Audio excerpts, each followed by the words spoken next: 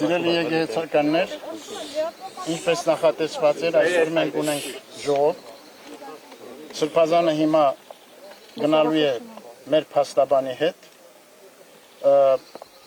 Մենք գնանք Վեհարան, այնտեղ կհամախմբենք, մեր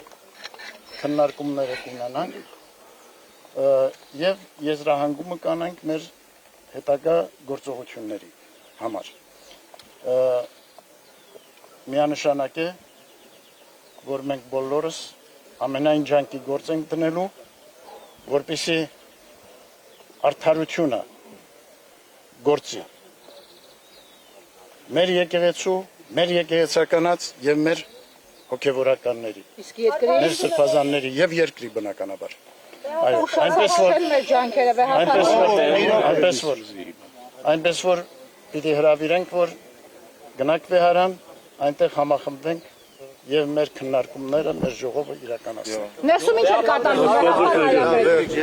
Գայափակներ կարող է հաջորդը ձեր հետևից գան։